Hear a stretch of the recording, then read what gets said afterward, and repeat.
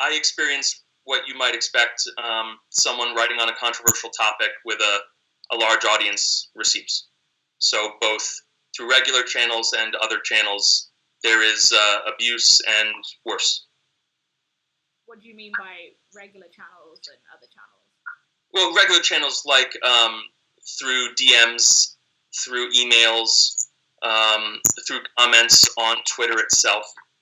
Those would be regular channels, and then on occasion through irregular channels, you'll get some abuse. Has this ever affected how you behave online? No, I don't allow it to do that. I can't say that it doesn't affect my mood. It does, because I'm a human being, and I don't want to give that up.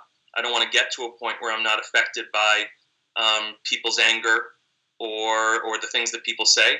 Sometimes maybe I'm too affected by it, but I don't want to become insensate to other people's reactions. I don't think that would be healthy either.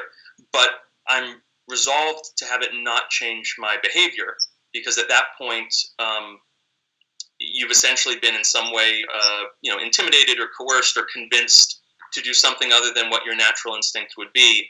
And to me, that would make an already difficult situation, because I don't really love being on Twitter. That would make it fully intolerable. So anyway, internet-enabled hate, I think, can be diffused through productive human contact, even if it's happening online, but where you have a one-on-one conversation via DM. No one's watching. There's no audience. You're not performing for anyone.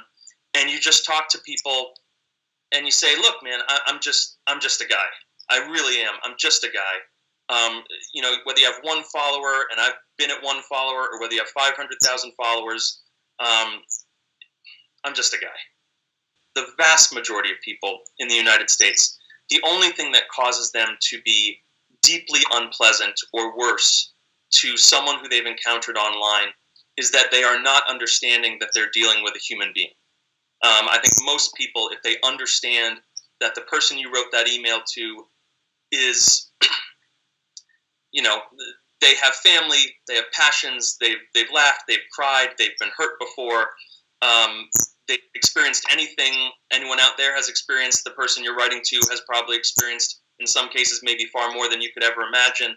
I think when people understand that, they pull back. I've had people contact me through DMs in the most vicious way, and on occasion, I will engage them, which they don't expect is going to happen. And I'll write back, and within about 10 minutes, we're having a pleasant conversation. And I mean people who approached me in the most vicious way. Because the moment they recognize that the person on the other end is human, is willing to engage people, loves discussion, isn't an ideologue in the way that they think, doesn't want to be hated, wants people to have productive conversations, the vast majority of people will change very quickly their perspective on the exchange. I think one of the only exceptions to that is someone who has a problem with you because of your minority status in some way. For me, the fact that I'm Jewish, for instance. But that's not sort of a rational or humane objection. It comes from a completely different sphere. I don't think that has to do with the internet at all.